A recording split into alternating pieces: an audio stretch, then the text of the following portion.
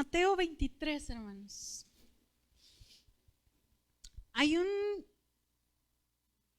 En redes sociales, yo creo que ya pasó de moda, pero hay un meme, un meme, una foto que viene como una frase, la que ustedes quieran, y luego dice, pero ustedes no están listos para esta conversación. No sé, ejemplo, las quesadillas son de queso, ¿eh? Le dices a una de Ciudad de México y luego terminas diciendo, pero no estamos listos para esta conversación, ¿eh? Nos vamos a pelear.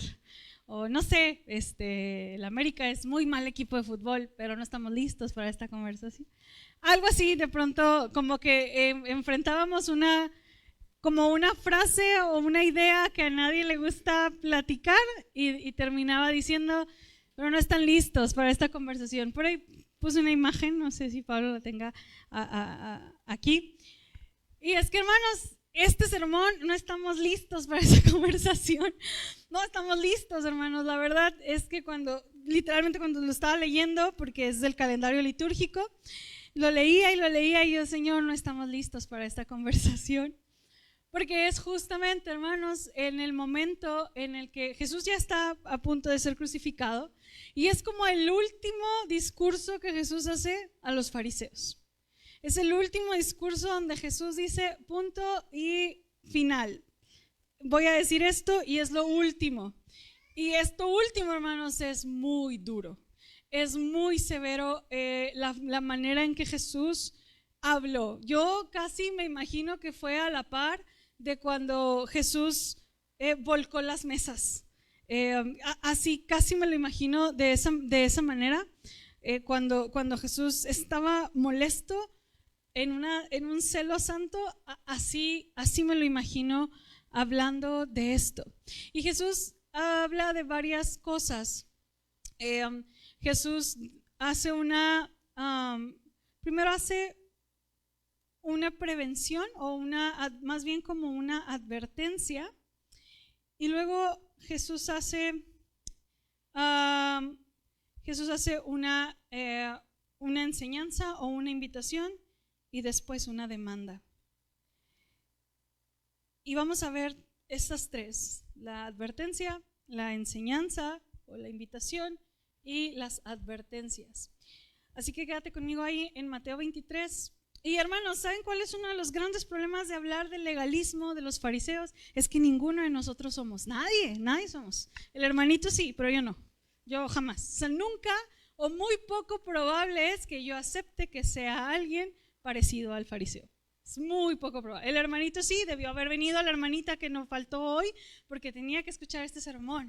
Somos muy dados a pensar en el legalismo y en la actitud del fariseo con el otro, pero ¿sabe qué? Esa es la actitud más fariseica que se puede encontrar. El no reconocer o el no querer escucharnos, hermanos, de que quizás nosotros tengamos algo en el corazón, de que nosotros quizás también tengamos una situación. Y yo quiero invitarle, hermano, que usted sea sincero ante lo que hoy hemos de escuchar. Versículo 1 dice, voy a leerlo en partes, primero del 1 al 7, dice: entonces habló Jesús a la gente y a sus discípulos diciendo: en la cátedra de Moisés se sientan los escribas y los fariseos. Así que todo lo que os digan que guardéis, guardadlo y hacedlo, mas no hagáis conforme a sus obras, porque dicen y no hacen. Porque atan cargas pesadas y difíciles de llevar, y las ponen sobre los hombros de los hombres, pero ellos ni con un dedo quieren moverlas. Antes hacen todas sus obras para ser vistos por los hombres, pues ensanchan sus filacterias y extienden los flecos de sus manos, y aman los primeros asientos en las cenas, y las primeras sillas en las sinagogas, y las salutaciones en las plazas, y que los hombres los llamen Rabí, Rabí. Jesús es un resumen de quiénes son estas personas y habla de tres características de los fariseos. Los fariseos, y Jesús no niega que son muy buenos maestros, enseñan la ley. Y hablando de la ley, no está hablando de las tradiciones que ellos ponen, que esa es la carga, sino enseñan, son buenos. No podemos negar que eran doctos, eran escribas que conocían la ley de una manera impresionante. Eso era innegable. Y el mismo Jesús dijo, eso que hacen, lo hacen bien. Entonces, lo que ellos te enseñen en la ley, hazlo, porque lo que están enseñando es correcto. La diferencia aquí y el meollo del asunto en el que Jesús empieza es la disociación, hermanos, entre la enseñanza y el hacer, entre lo que ellos dicen y lo que son, entre lo que ellos predican y lo que viven en su día a día. Ese fue el primer golpe. Jesús les dijo, apréndanles lo bueno, apréndanles el buen mensaje, el buen escrito, apréndanles que predica super padre, apréndanles, pero no seas como ellos. Ellos eran el modelo a seguir. O sea, ellos eran el ícono ideal de cómo se debía ver una religión, de cómo se debía de practicar. Y entonces Jesús llega y dice, no lo sigan así, no sigan su ejemplo, porque la característica principal de esta gente es que dicen, pero no hacen nada. Esto, hermanos, me lleva a pensar, dice Pérez Milos, que aquí Jesús, esto se encuentra en la línea que separa la religión genuina del reino de Dios y la falsa que propagaban los escribas y fariseos. Es decir, hermanos, y quiero que algo quede bien claro en esta predicación, es que somos gente religiosa. Hay una frase muy común que dice, Dios no es religión, es una relación. ¿La han escuchado? Y a veces hasta la enseñamos. No, es que no estamos en una religión, estamos en una relación. No es cierto, hermanos, estamos en una religión. Somos evangélicos, somos metodistas, somos cristianos. El asunto, hermanos, es cuando las reglas religiosas se ponen por encima del evangelio. Y empezamos a agregar leyes y cosas que hacer. Y ahorita vemos esa carga pesada, pero definitivamente practicamos una religión. Somos personas, Jesús era un hombre religioso, cumplía la ley. Entonces, aquí esta línea separa entre la religión genuina, porque hay una religión genuina, y la falsa, esta que propagaban los hombres que se decían a sí mismos los que tenían la verdad. La religión genuina va a enfatizar el corazón. Y la religión falsa va a enfatizar lo que haces. Esta disociación, hermanos, entre la enseñanza y el hacer es tan común en nuestras vidas. Por poner un ejemplo, ¿quién de ustedes, padres de familia, exige a sus hijos, pero ustedes no lo viven ni lo cumplen? ¿Cuántos de ustedes como padres de familia queremos que nuestros hijos hagan y oren y coman bien y duerman 7 horas y queremos que sean gente, responsable? Pero yo estoy desde un sillón viendo la tele por horas y diciéndole, ponte a hacer tu tarea, ponte a trabajar, limpia la casa. Eso, hermanos, justo eso es decir y no ser.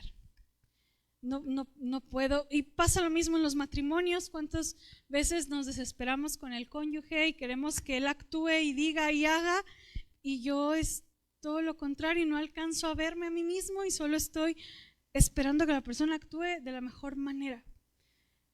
Esa disociación, hermanos, entre el exigir y el no ser tiende a ser muy común también entre nosotros. Y no solo eso, hermanos, no solamente es entre la enseñanza y el que no lo viven, entre el que aquí podemos decir y confesar y de memoria tener tantas cosas, pero somos tan distintos. La realidad es que somos otras personas afuera.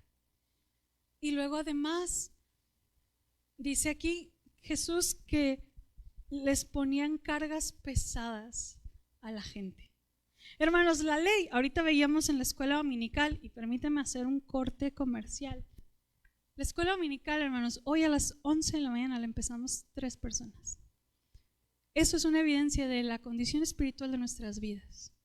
Yo quisiera invitarlos, hablando, hermanos, de mi compromiso con Dios, a que usted busque al Señor y busque comprometerse. Yo sé, si usted ya entendió que el estacionamiento es un caos, véngase un poquito más temprano. Los invitamos a la escuela dominical.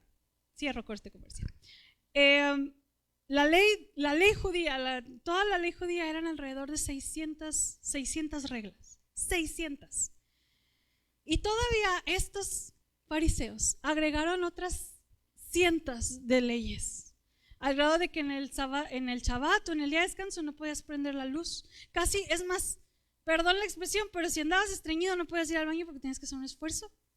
De verdad, así era, no podías caminar mojado porque estabas más pesado.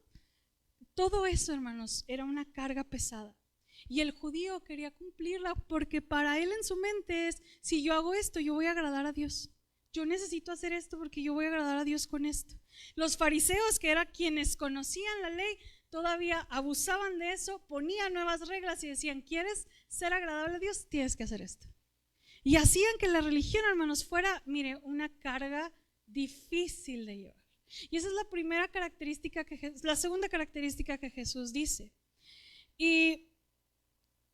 Y además no solamente ponen cargas pesadas que ni ellos llevan ni ellos cumplen, se las ponen al pueblo, a los que quieren aprender, y además lo hacen para ser reconocidos. Todo lo que hacen lo hacen bien, lo hacen muy bien, pero es para que la gente les diga rabí. Rabí era como el gran maestro, el agente importante.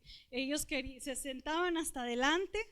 Bueno, aquí sí me aplicaba, todo el mundo se quiere sentar atrás, pero ellos sí les gustaba sentarse hasta adelante, que los vean, que los saluden y que los reconozcan como grandes maestros. Así empieza Jesús el discurso, hablando como en tercera persona, diciendo, ellos son así. Tengan cuidado, aprendan de ellos lo que bien enseñan, pero son personas hipócritas. Tú vas a ver en este pasaje la palabra hipócrita, insensato, ciego y necio. Constantemente. Un hipócrita es, hermanos, un actor, alguien que se vestía de algo para fingir ser algo en un escenario. Eso bíblicamente es ser un hipócrita. Y entonces ahí mismo Jesús dice que hacen que todas sus obras para ser vistos, pues ensanchan sus filacterias y extienden los flecos de sus mantos. Esto, déjenme, ¿puedes poner la primera imagen, Pablo, por favor?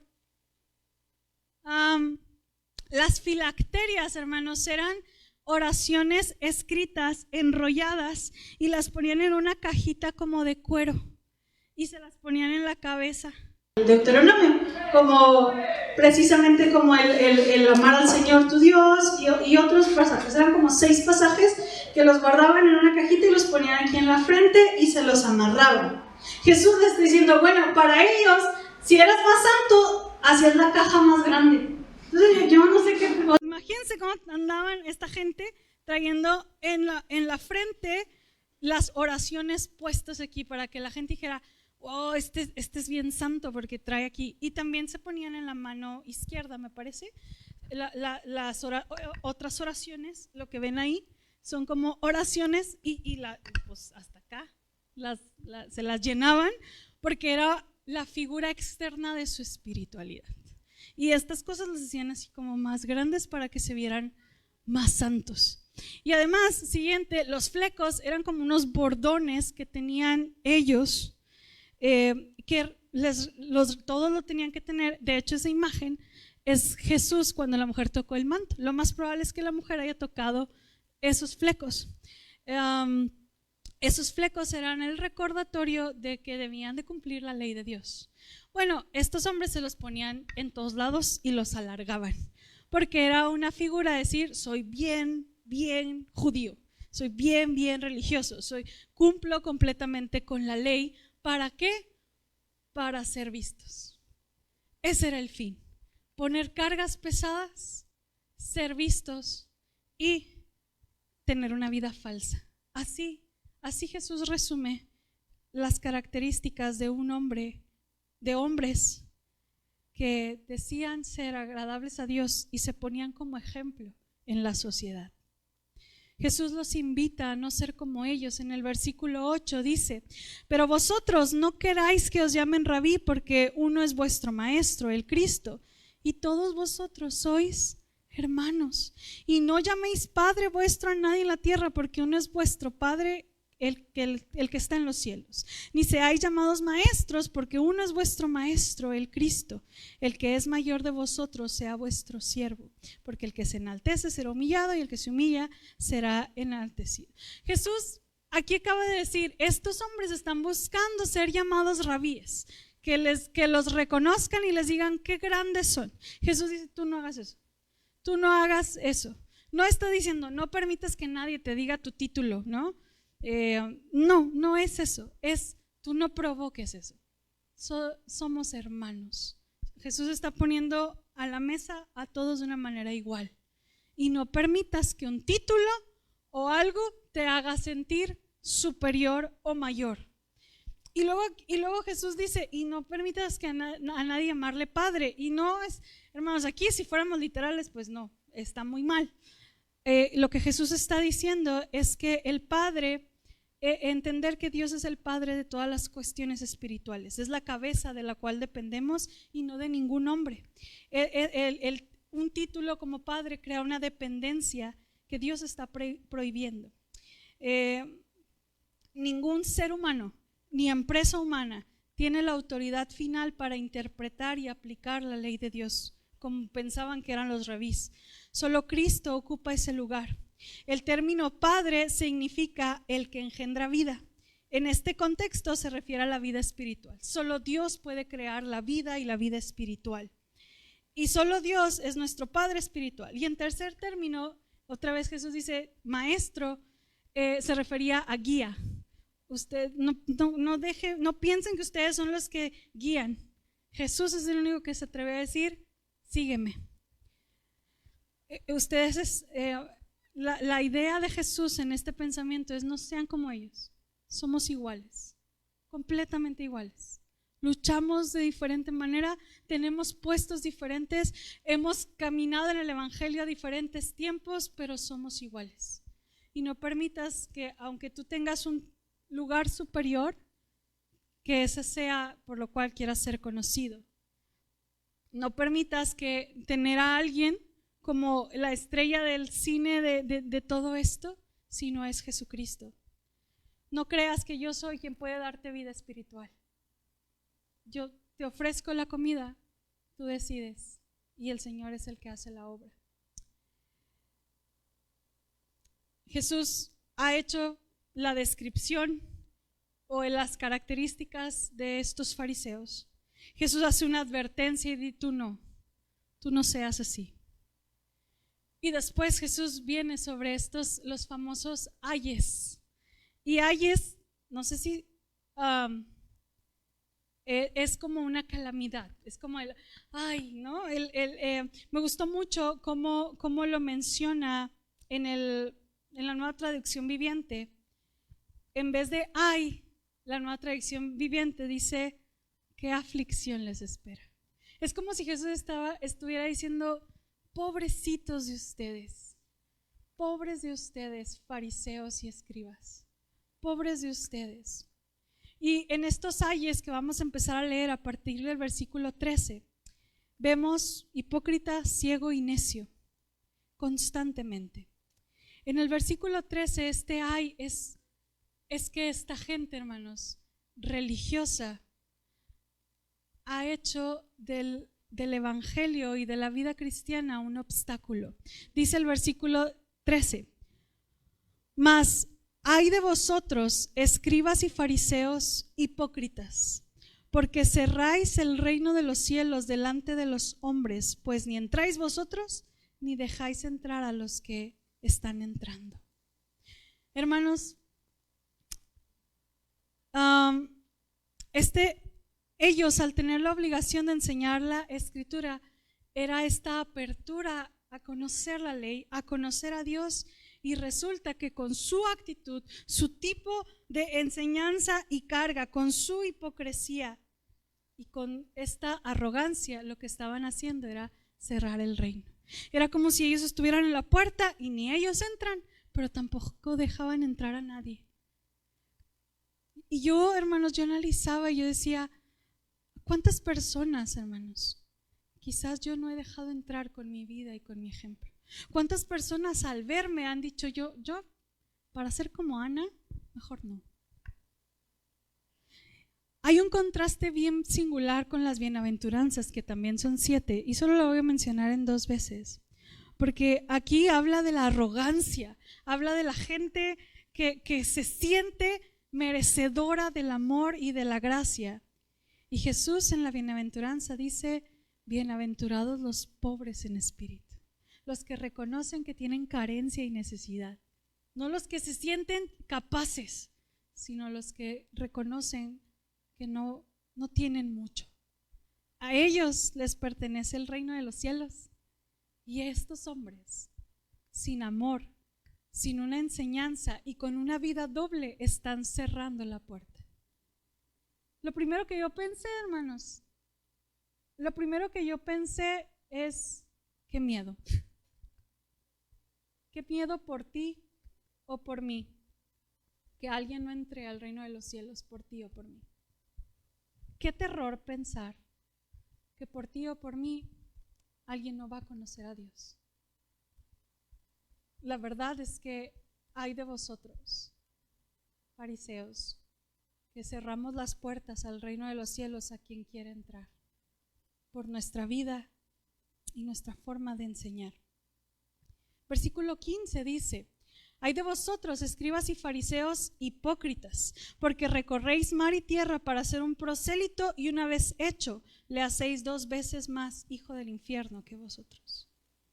Hermanos, los gentiles a veces buscaban incorporarse al pueblo judío, a ellos se les llamaba prosélitos. Y para incorporarse al pueblo judío, ellos tenían que bautizarse, tenían que hacer la circuncisión y cumplir toda la ley. Entonces los fariseos era como, estos me los puedo enganchar, son nuevos, les puedo pedir lo que yo quiera, porque puedo demandarles todo lo que yo quiera, los puedo convertir en lo que yo quiera, porque ellos están ávidos de esta nueva vida o de esta nueva religión. Y entonces Jesús los demanda y dice, oye, ellos vienen a conocer a este Dios real y verdadero, y tú los haces peor de lo que estaban.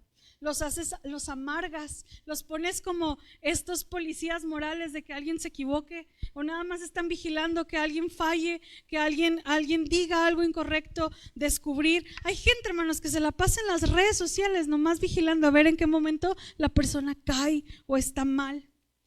Los fariseos lo que hacían era convertir a gente, hermanos, no al evangelio, no al amor de Dios, sino a un listado de cosas que tenían que hacer. Y Jesús les dice, oye, aparte de mandarlos al infierno, les estás dando una doble condenación. Algo así era lo que Jesús les quería decir. Los estás condenando 2 veces.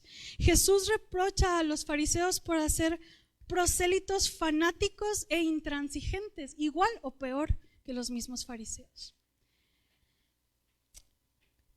En el libro, lo he mencionado en algunas ocasiones, Jesús los convence, pero la iglesia no. Hay unos testimonios de gente que no quiere ser cristiana.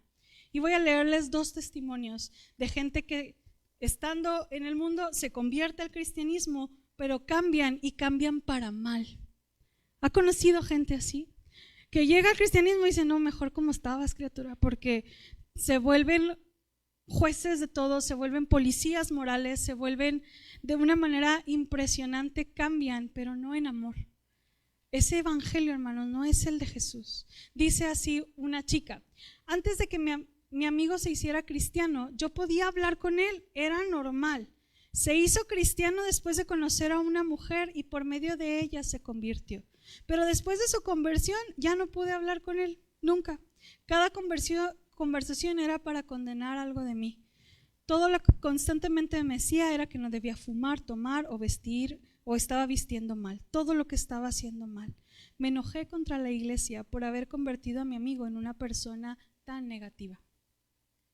Otra chica dice que ¿por qué no voy a la iglesia? ¿Por qué iba a querer convertirme en una persona negativa como son la mayoría de los cristianos? He visto lo que hizo con alguien muy cercano a mí y no quiero convertirme en algo parecido. De pronto, hermanos, pareciera que el cristiano, en vez de sentir una libertad, siente una carga de decir, ahora soy cristiano y ahora tengo que hacer y no hacer y no hacer y no decir y no ir y no ver. Y la libertad de sabernos amados, perdonados, con esperanza, que somos el medio por el cual el Señor va a traer perdón y salvación a este mundo, queda tan lejos, porque lo primero es, tú tienes que ser un cristiano como yo aprendí a ser cristiano, como a mí me dijeron que debía ser cristiano. Siguiente, no sé cómo decirlo. Versículo 16. Hay de vosotros, guías ciegos, que decís, si alguno jura por el templo no es nada, pero si alguno jura por el oro del templo es deudor. Insensatos y ciegos, porque ¿cuál es mayor, el oro o el templo que santifica el oro? También decís, si alguno jura por el altar no es nada, pero si alguno jura por la ofrenda que está sobre él, es deudor. Jesús había comentado, hermanos, que el juramento no era correcto si no lo ibas a cumplir. Pero aquí el problema de esto, hermanos, es que para ellos era, no, por el templo no jures, no, o si fallas no pasa nada, pero si juraste dar una ofrenda, no, ahí sí Dios te va a castigar. Si tú prometiste traer algo y no lo cumples, ahí sí vas a estar en problemas. ¿Qué tenía que ver, hermanos? La cuestión económica, la cuestión de conveniencia hacia ellos. Para ellos revestía de mayor la ofrenda que el altar. Y Jesús dice, espérame, ¿qué es el templo? ¿Qué es el altar? El templo es la presencia de Dios. El altar es donde Dios se manifiesta y eso no cuenta. Cuenta tu ofrenda, cuenta lo que traigas. Ven, y has escuchado esto, ven, da al Señor y Él te va a dar mucho más. Qué chantaje, hermanos. Algo así hacían ellos. ¿Han escuchado este pasaje que de pronto dicen que tú des al 10 y Dios te lo va a multiplicar al 100 por 1? Cuidado. Algo así estaban haciendo los fariseos. Ellos estaban diciendo, no te preocupes con tus promesas delante de Dios, con tu compromiso delante de Dios. Lo importante es lo que vienes a traer. Venga tu reino. Conozco una persona en un lugar, diría Shrek, muy muy lejano, para que no se pongan a pensar quién es. Ella se bautizó en una iglesia metodista, se casa con otra de otra denominación. En algunas denominaciones, o en la gran mayoría de las denominaciones, hermanos, el bautismo infantil no es aceptado. Lo dejamos para otra clase. Entonces, cuando llega a esta iglesia, ella dice, yo ya fui bautizada de niña, y dijeron, no, aquí no aplica. Entonces, pero ella reconoce y acepta su bautismo de niña, su iglesia no. Como consecuencia, la iglesia no le permite tomar de los elementos de la Santa Cena. Pero ¿saben qué sí le acepta? El diezmo, y se emociona la iglesia. ¿Ven la incongruencia? De decir, no, tú no puedes ser parte porque no estás bautizada, pero vénganos tu reino, querida trabajadora. Eso, hermanos, eso es la incongruencia que el mundo ve y reconoce y dice, ¿para ser como ellos? No, gracias.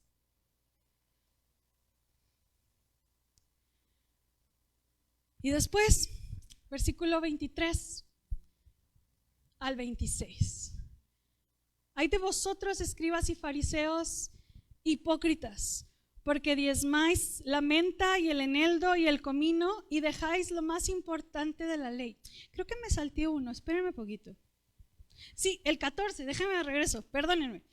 El 14 es, hay de vosotros, escribas y fariseos hipócritas, porque devoráis las casas de las viudas y como pretexto hacéis largas oraciones, por esto recibiréis mayor condenación.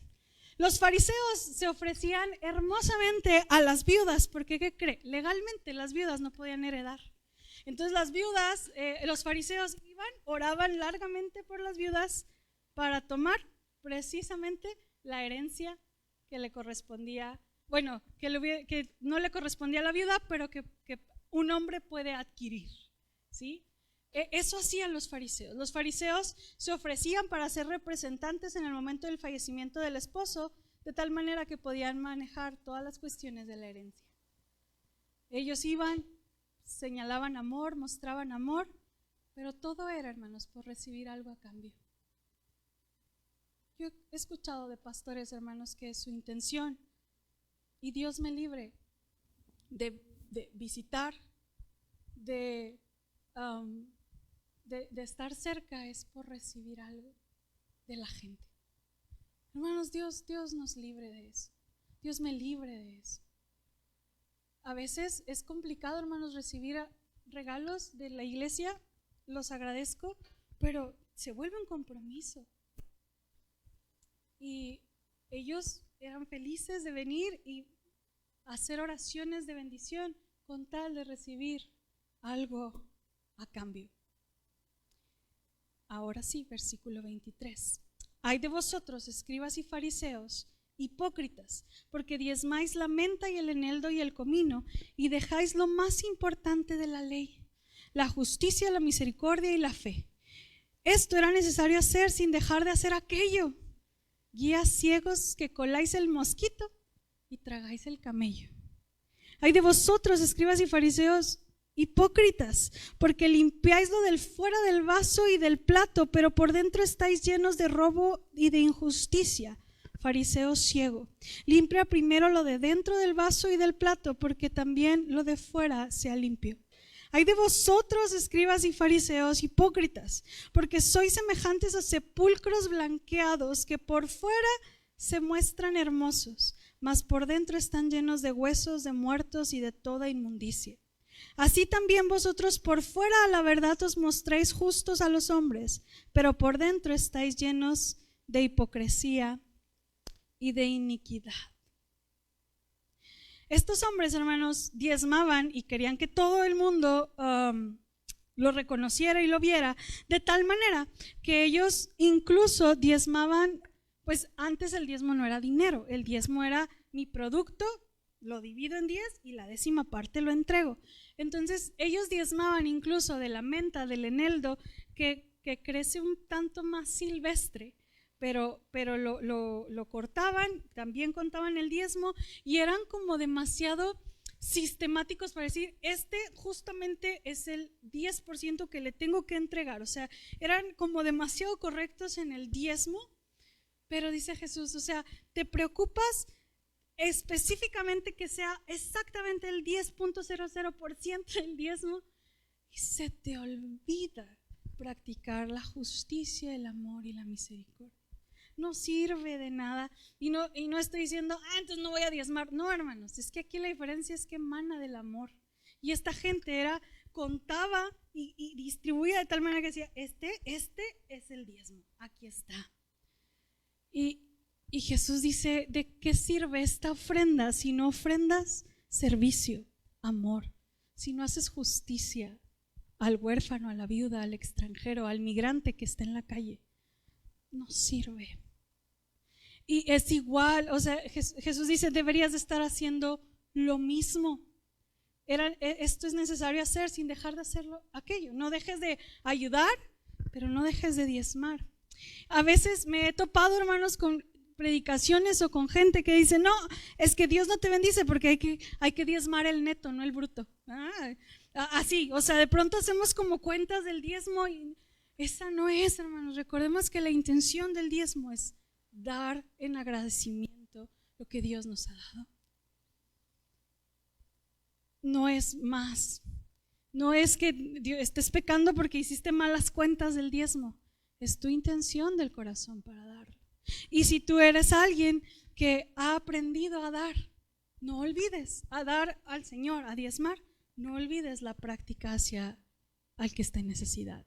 No olvides practicar la justicia, la bondad y la misericordia.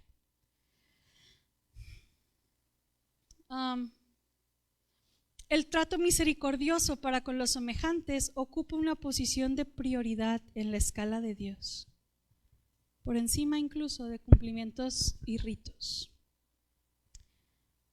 También cuando Jesús les llama hipócritas que limpian lo de afuera, habla de lo externo. A ellos les importa su reputación, a ellos les importa cómo los ven, Y hemos visto cómo ellos demandaban que se lavaran las manos, que fueran cuidadosos y todo. Y Jesús decía, nomás los estás lavando por fuera los vasos, pero por dentro está todo sucio. Tu corazón está sucio. Estás predicando del amor, estás predicando que debemos amarnos, estás predicando que debemos amar como Cristo amó, y yo no soy capaz de sanar y de amar.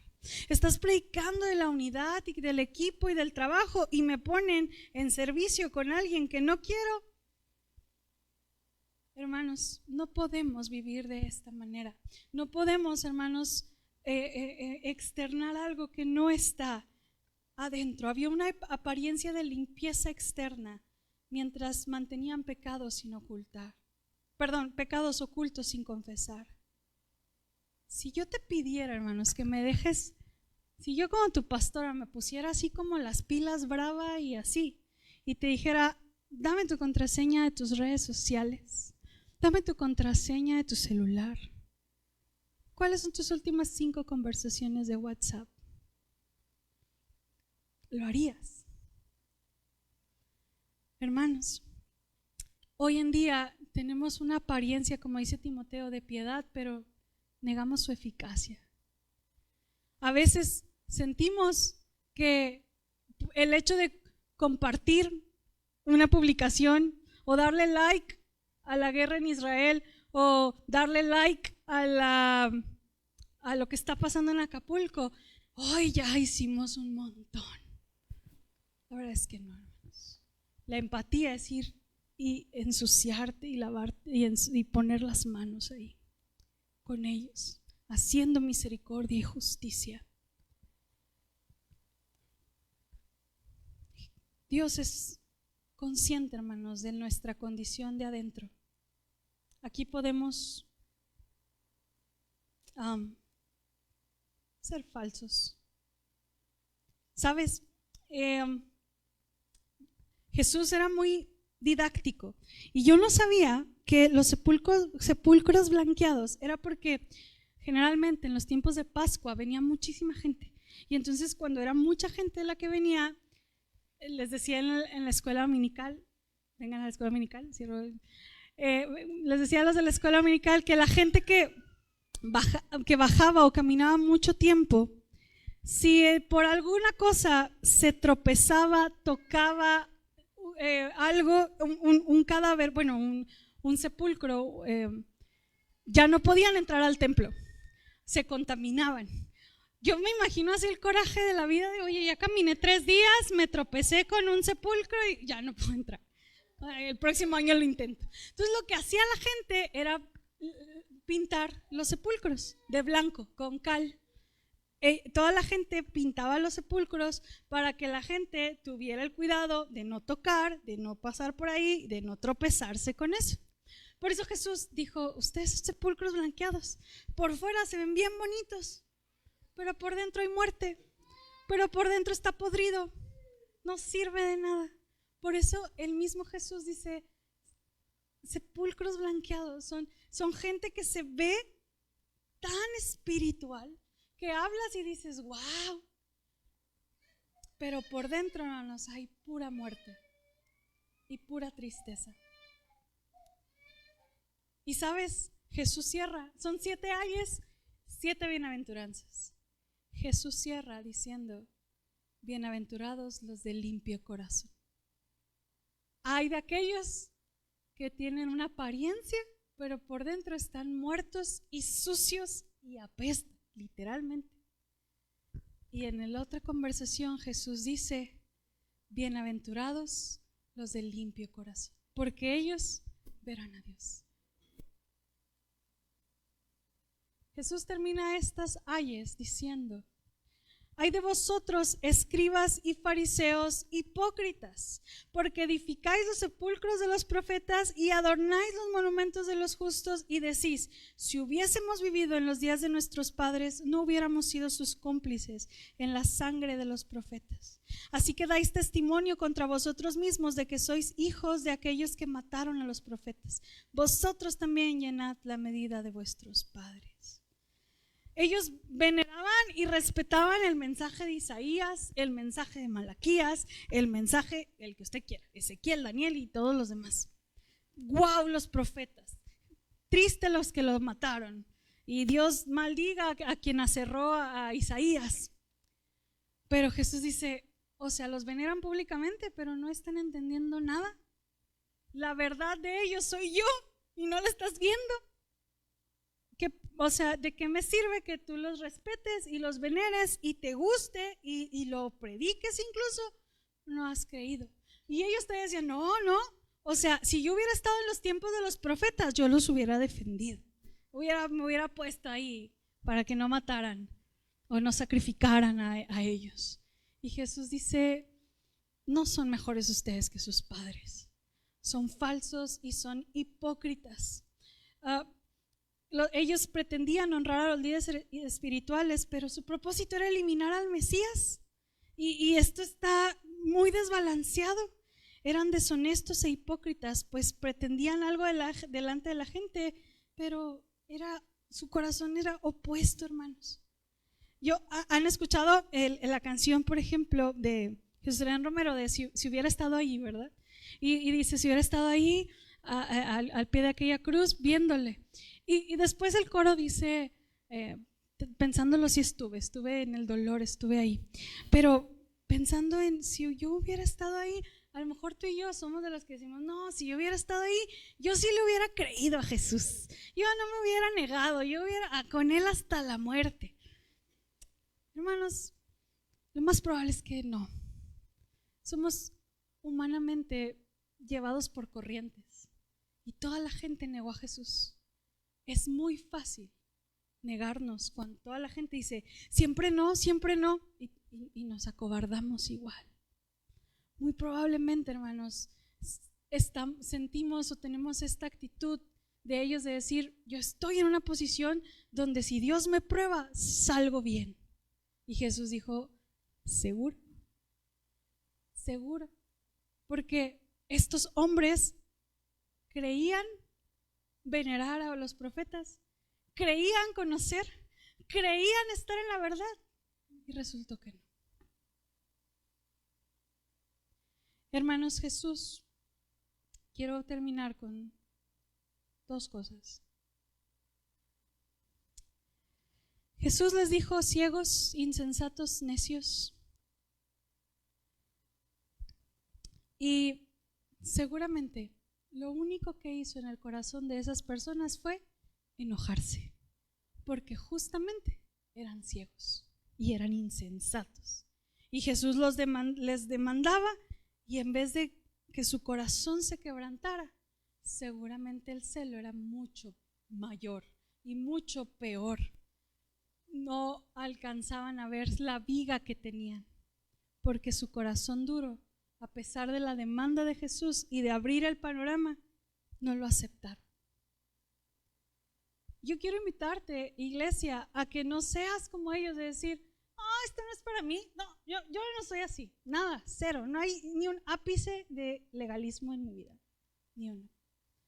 No pensemos, hermanos, ¿por qué no vino tal? Híjole, si hubiera estado esta persona para escuchar este sermón, porque es bien legalista. No.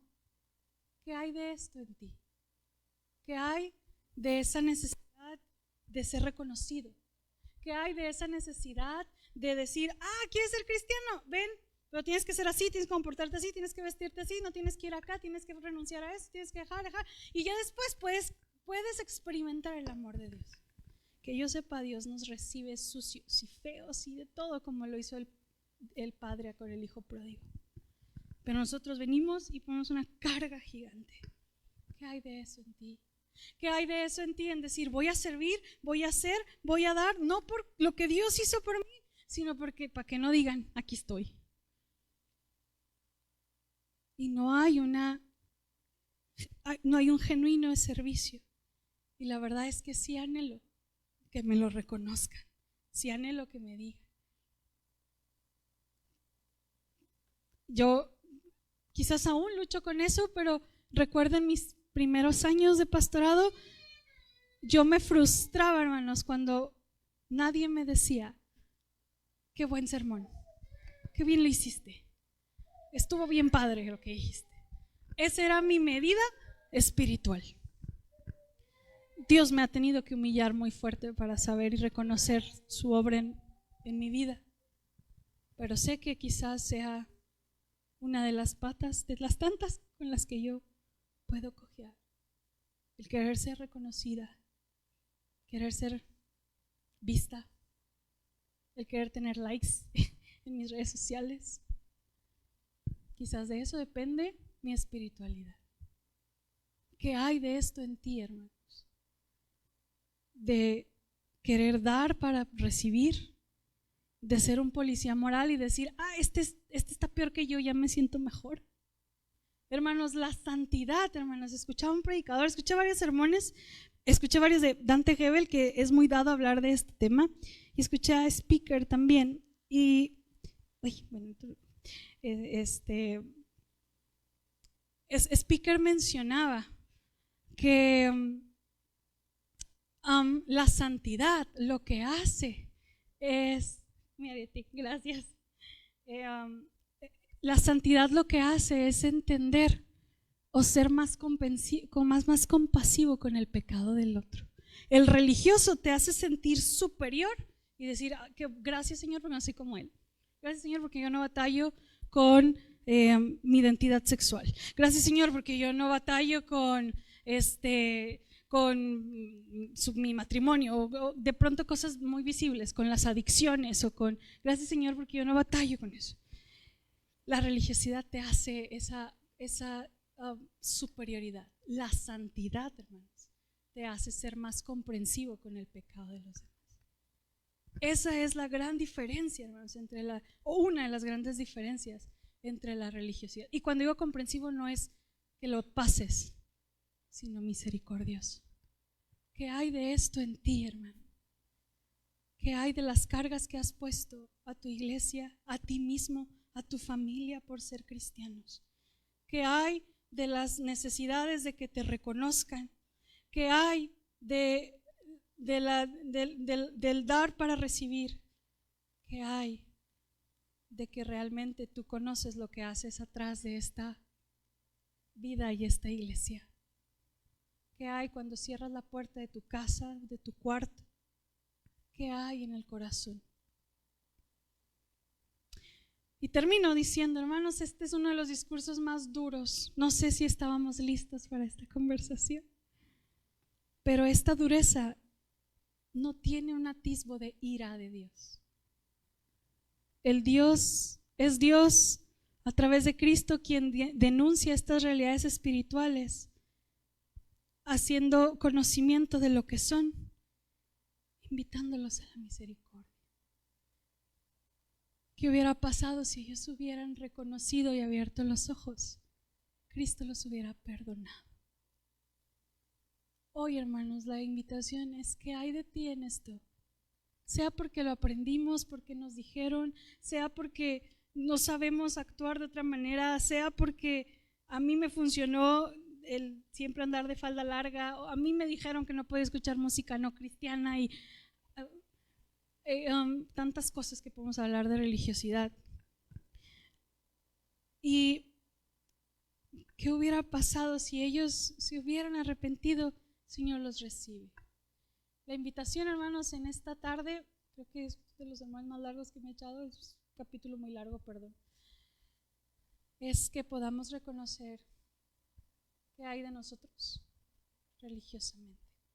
Y en esa actitud quiero invitarlos a que se pongan sobre sus rodillas